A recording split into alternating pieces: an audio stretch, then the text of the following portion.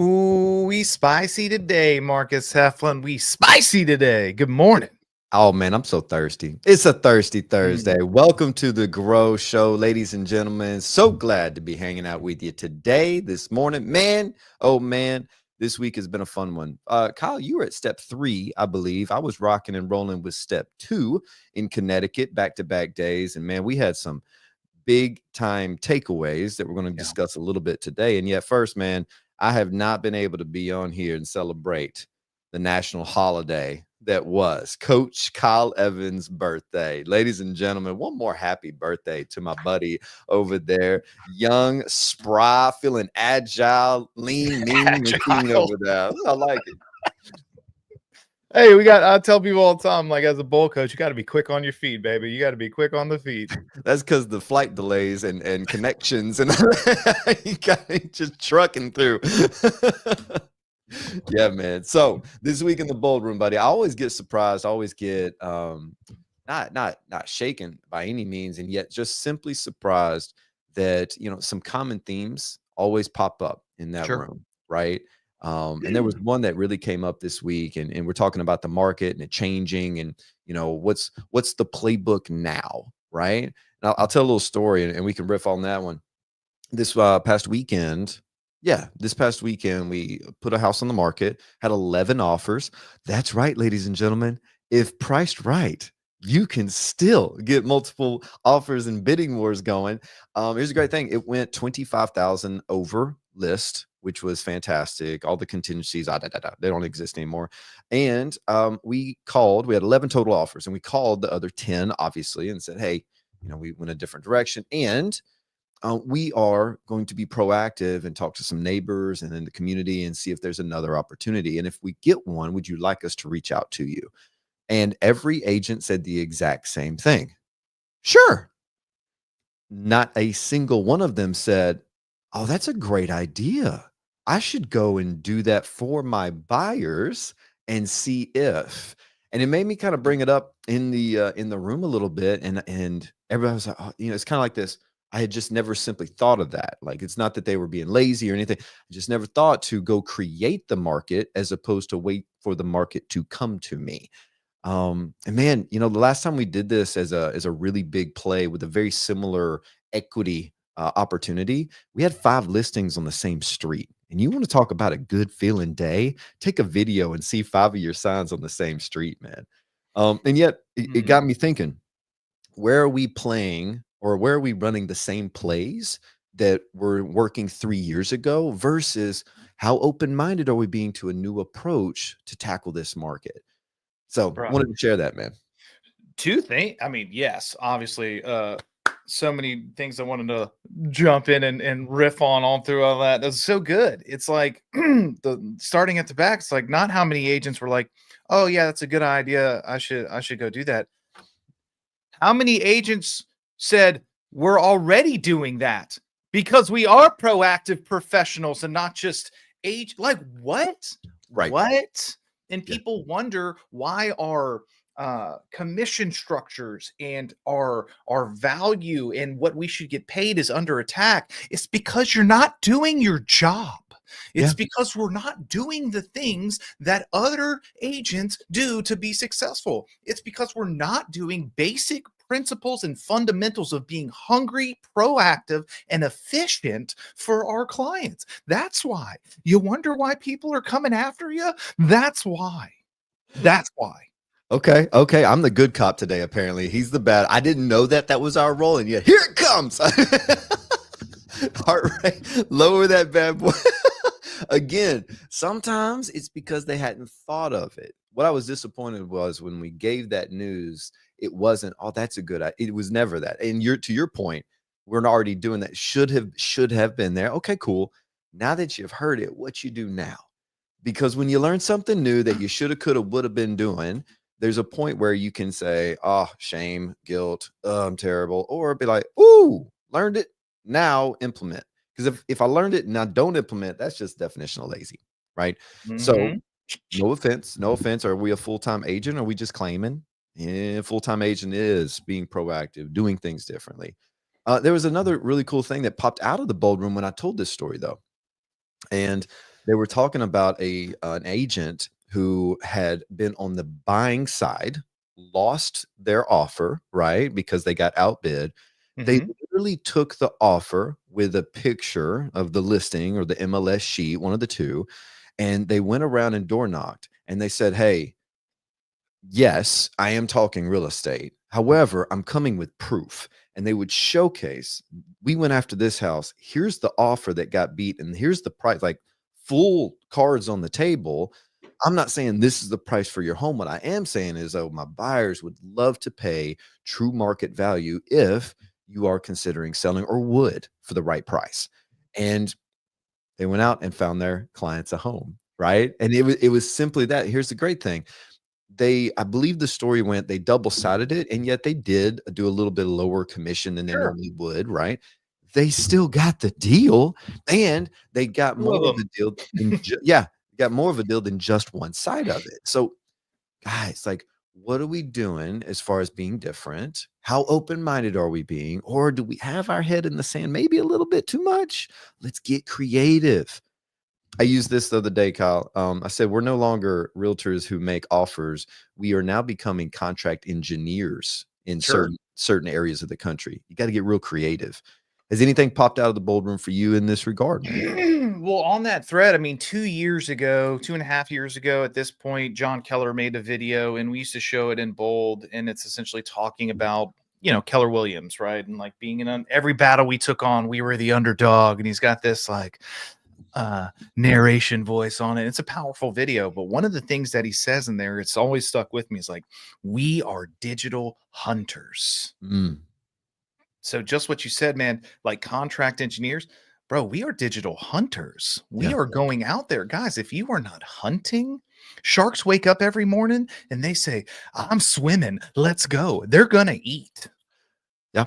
Guys, are Every you day. out there on your tool set like it's not 1850, right? We're not on the Oregon Trail. We're not going to die of dysentery. We need to get on our computers. We need to get on our phones and we need to go find the business. It's not falling in our laps. I assure you, I'm not sitting here in some ivory tower on Mount Olympus like, ha, peasants, like the business just comes to me. No, we got to go get it too. My Every day. feet hurt too. I'm out there knocking on doors too. I'm out there beating the streets too. I'm with you.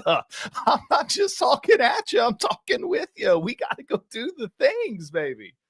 And that's the fun part of it, though, right? Not being a lone wolf doing this whole thing, right? That's part of this show and why we even created it. Mhm. It's a part of being able to network with your internal agents and always networking with your external agents, the ones in other brokerages, because you can never have enough buddies in this business. Shout out Jason Huck for that true line that he uses in his recruiting calls. And it's true, though. You can't have enough buddies. Somebody, as long as you're good with them, as long as you've got that good relationship, somebody's running a great play. Yeah. And more times than not, they're willing to share it with you. Right. So we're still in the grind, still growing, and we all are growing. Even the people that are not in production and yet still have real estate teams, they're working on things behind the scenes so that the troops can go out there and have the best opportunity ahead of them.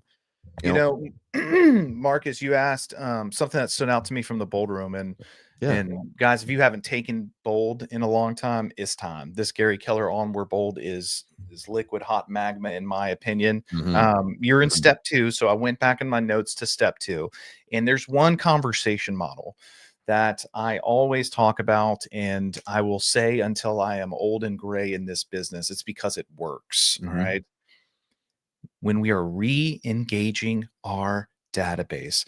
If you've been a fan of the show, this is episode 199. I've probably said it 10 times at this point. If you are re-engaging your database, here's a super easy thing. Hey, Marcus, it has been too long. That's my fault. Yeah. I'm Yeah. going to do a better job of keeping in touch this year. How are you? That's it. And the answer will be, "Oh, what's up, man? No problem, buddy. I've been busy too. What's going on in your world?" Literally, that's it.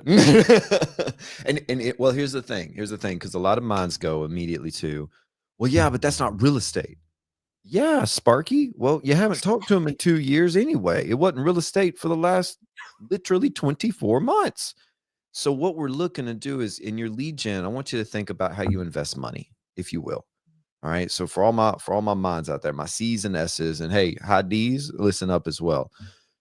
We all plan for retirement, or at least we know that it's important to plan for retirement. And whether Mhm. it's a monthly little stipend that you put towards your 401k, whether it's profit share, whether it's your investment properties, no matter what you're doing to grow your net worth, do you boo boo. And there's always going to be something that you do for an immediate return Yeah. or now money. And there's always going to be something else that you do for that future money. Set it, let it grow, and forget it.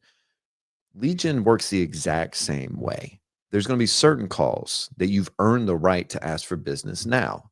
There's also going to be other calls that you're earning the right to have that relationship and that connection before you can get to where you are with these other clients. Okay. So every single call, no, what is my balance in this? Then Kyle, I'll remind you, back in the day, man, I had this really great financial literacy about me and money management. It was called the Same. swipe and pray, right? You swipe, you pray it goes through, and if it does, woo! And if it doesn't, my bad, I'm gonna leave in embarrassment now, right? And that's just me being really honest. Luckily, that was a lot of years ago. Thankfully, I got my head on straight. And we're not looking for you to always swipe and pray without knowing your balance. What is Yeah. your relationship balance with that person? How many deposits have you made? And at some point, you earn the right to take that first withdrawal. Just make sure it's not too early and you're calling with a true connection instead of calling with commissions. It's going to be a whole night and day response on the other line. I'm a one-on-one coach, as you know, guys for mastery. And one of my clients, we were just talking yesterday, and he's on a health journey and he's on building his business. And one of the plays we're working on building a business is golden letters farming techniques, right? Which, Mhm. guys, is a longer play. We have to earn our right more often than not to relationships than to deals in that play. And he was calling with some frustration, like, man, ugh, I want them to answer. I want them to do the things. And I stopped and I said, I hear you. And, I was running a similar cold lead generation play that day for a different business. And I said, I had 3 conversations out of 20 reach outs, Mhm. not 3 deals, 3 conversations out of Right. 20 reach outs. And I am a very well conversed talker, right? And he goes, dang, okay. Well, when you say it like that, I'm like, let me double down, buddy. How long does it take to lose 50 pounds? And he said, fair enough. There it is. Guys, like we're There, we are trying to convince people yeah. to give us thousands of dollars for our words. Yeah. Marinate on that. And the better our words are, the better our skill set and our close ratio and our conversion rate and all the things, right? So even if you're not getting the results that you're looking for in your first day of lead gen, just know that all that data is giving you feedback. I had the opportunity to sit down with the TL that we've got up here in the organization this morning. And I said, hey, look, so tell me how the last couple weeks have been, right? I knew, and yet I wanted him to say it. And he said, it's not great, right? That's not where I want to be. I said, cool. Well, what's the gap? We figured out the gap. And I said, awesome. You owe yourself 8 appointments between now and the weekend. And he was, I've never done that before. I was like, okay, well, how could we do something differently or get different results? And he goes, well, I got to probably need to say something different. I was like, you think? All right, let's talk it out. So we went through a script that I had told him last Friday that he ignored and was running his comfort script. And His I say, comfort conversation model. my apologies. Yes, I just speak a different language sometimes. This comfort conversation model, you know, the one, guys, the one that you've been using, and yet it's not giving you the results, and yet that you got this one finally down and feel comfortable here. Maybe it's not too invasive. Maybe it doesn't put you out there too far. He's running a new play today, and he had to see the numbers though to stay open minded with it. Sometimes we don't really judge our performance on data. We judge our performance on how we feel. I'm going to ask that you look at your data. And if you're ahead of your business and rocking and rolling, woo, keep rolling with whatever you're doing and let's go. If you're not there yet, just begging, pleading, asking very nicely, let's look at what you could do differently. Put that ego away because Kyle, ego, EGO, eliminating growth opportunity is all I hear with that. Ego is the enemy, man. And it's the same thing. Like, we don't set appropriate time horizons for ourselves. Mhm. We want things now. That's just not Right. how life works. And then also, you're heading into step 3. I got to spend step 3 in bold with the agents in Portland, Maine on Monday, and path is in the math is All one of day. them. I am not I do not love math. I do love numbers because I am a very emotional person, as you guys have been able to see. I like to just be animated in myself, and in this business, my emotions can lead me to failure. Of course. They can tell a story that may be differently than the truth.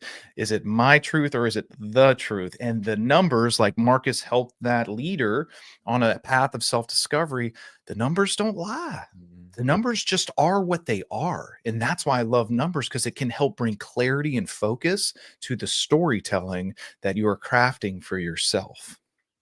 I love how you said the sometimes that data leads to failure, right? If we're Mhm. not taking worse than failure, because failure is very easy to identify. Worse than that, sometimes it leads to mediocrity. And then you stay in this little, I'm making decent money and have a decent life. And yet I'm not here because decent is good enough for me in this moment. So you're 100% correct, buddy. And whereas failure is very noticeable, comfort sometimes they'll get noticed for years. Yeah, I'll So say sometimes comfort's worse than failure, brother.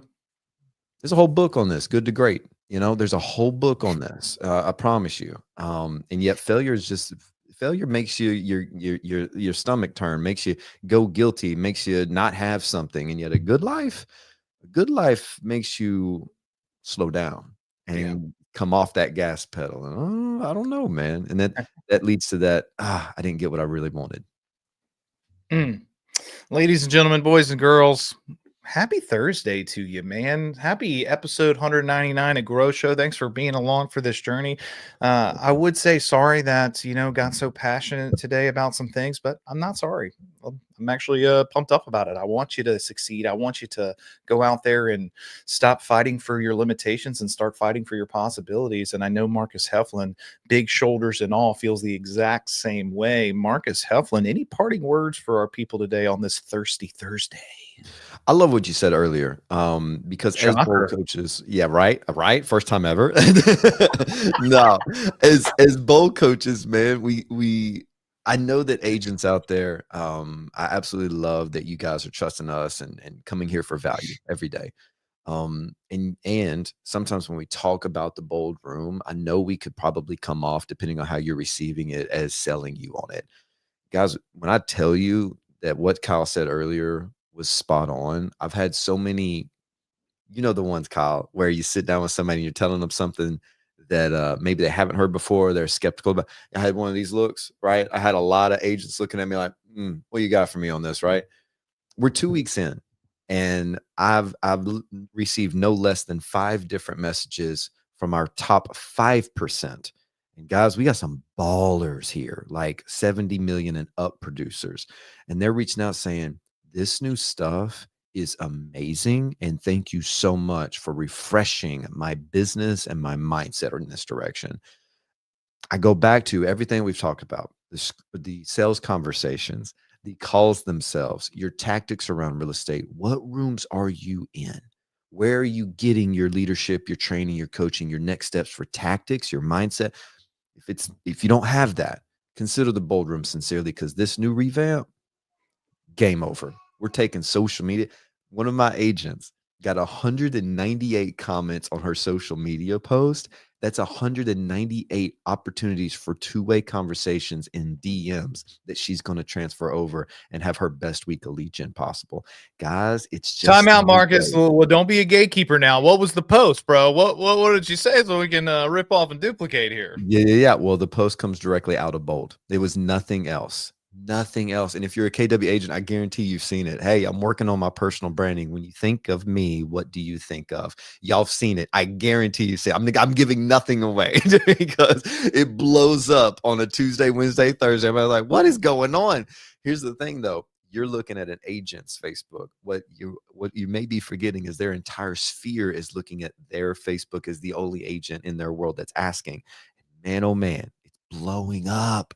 Old people that they haven't talked to in years, new, fresh people that just came into their world, and everybody in between. Now those two-way conversations can really, really take root. So it's just these little plays, man. It's just these little plays. And I'm seeing so much success that I invite everybody to be a part of it. That's what's up, ladies and gentlemen, boys and girls. It is our privilege. It is our pleasure to be with you today, man. Woo! Cannot wait to see you tomorrow. Tomorrow's a big day. It's episode 200. So we're going to have some fun tomorrow, man. We're going to close out the week strong and long as we always do. Guys, go have a great Thursday. Love you, mean it.